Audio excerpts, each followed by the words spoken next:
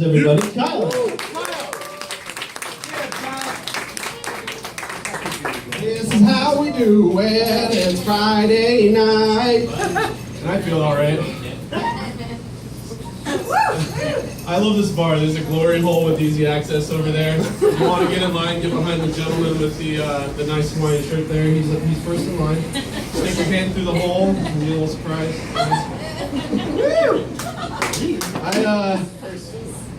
I like your shirt, Matt. It's a nice shirt. I'm too nice sometimes. That's one of my problems. Another problem I have is I apologize too much, so I'm sorry about that. Did you guys catch the GOP debates at all? Anybody catch that? I think the GOP debate should have started with a song. John Jacob, Jesus Heimerschmidt, he's my Messiah too. I actually saw it. I caught some highlights of the GOP debate, and it was I was at a Mexican restaurant, and Donald Trump was dubbed in Spanish, which was pretty ironic to me. I didn't know that you were allowed to do that. You like watching Hitler play with a dreidel.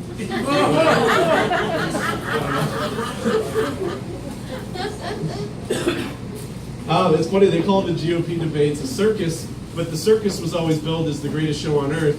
And GOP debates just reminded me of a sad game show where nobody wins. I actually ended up following this Facebook poll, and I ended up in this Facebook page called Conservative Christians, and they had this meme, and it said, glow sticks don't work until they are broken, just like people, and God uses people who are broken because they are completely dependent upon Him.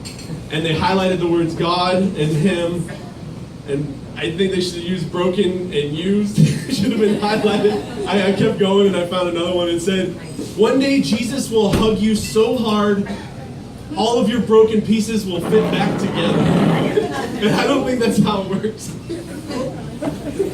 Oh, shit. I wonder how enriched my life would be if I read everything and watched everything that people told me to just in passing. You know, I'm sure that Daredevil on Netflix is amazing, and I know that Harper Lee has a new book out, but I haven't even read How to Kill a Mockingbird since high school. What the hell am I doing with my life?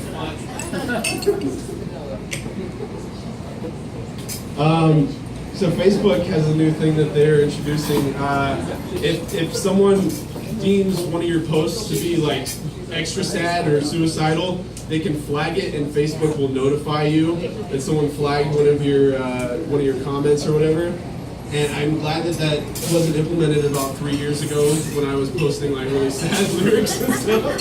It's like, I mean, how much closer would you be to killing yourself if Facebook said, you might kill yourself? So my only friend Facebook turned on me. It's ridiculous. Yes, I am wearing a Batman shirt, as Matt pointed out. I love Batman, but I realized the only thing I have in common with Batman is that both of our moms are dead. And we both wear black, but for different reasons. Batman wears black to put fear in the hearts of his enemies. I wear black because I'm fat and lazy. I don't like how So, the GOP wants to defund Planned Parenthood, and I think that's a horrible idea. I think we should expand Planned Parenthood and put one in every fast food restaurant. Because how motivated would you be to grab a bag of condoms if you saw a bunch of little kids just fucking tearing the whole place up and like, acting crazy, you know? And also, if you slip an RU486 abortion pill in your crunch wrap, it'll go down a lot easier and your stomach won't know the difference. Yeah, so I'm from Florida, unfortunately. I've been out here 3 years now, and it's amazing. I don't even want to go back to visit. I'll probably have a heat stroke because I'm getting off the airplane. But the thing about Florida is it's full of like alpha male assholes, and it's so hot that there's nothing to do except for swim in a pool. So I realized, what does Florida have a lot of? Chlorinated assholes, right? So if I ever move back there, I'm going to have to get a little piece of that action.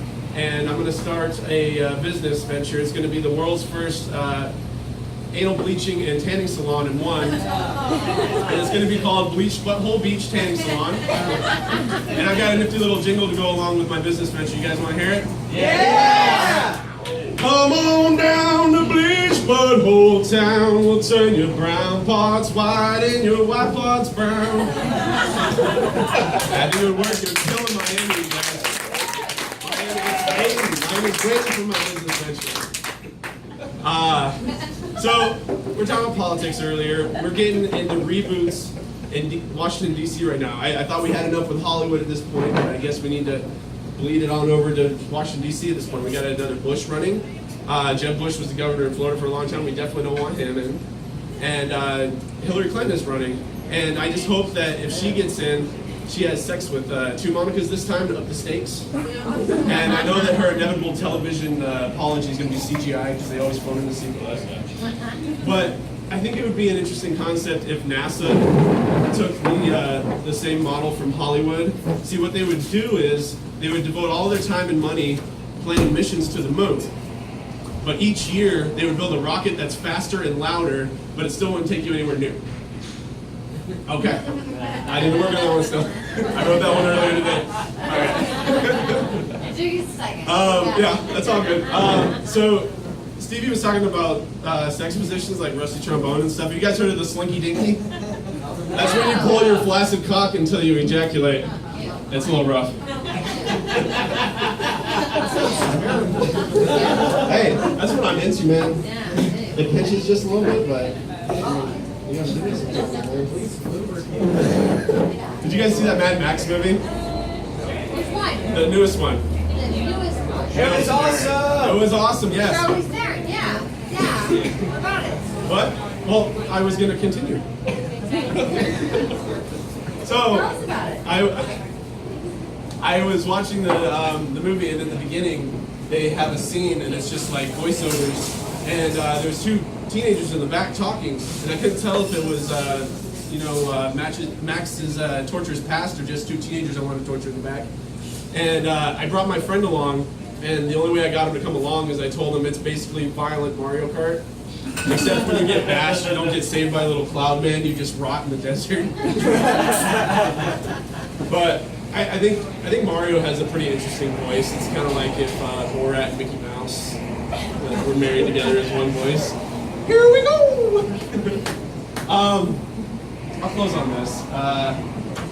So, nostalgia is a huge thing right now. That's what's kind of refueling all these reboots and all these redos, everything from the 80s. And it's a hell of a thing, it really is. I had this movie I loved when I was a kid called Surf Ninjas. Yeah. Okay, so there's a red-haired guy in that movie, and as a kid, I wanted to be that guy so bad, I looked it up on IMDb. It's Rob Schneider. Nostalgia will fucking blind you. Yeah.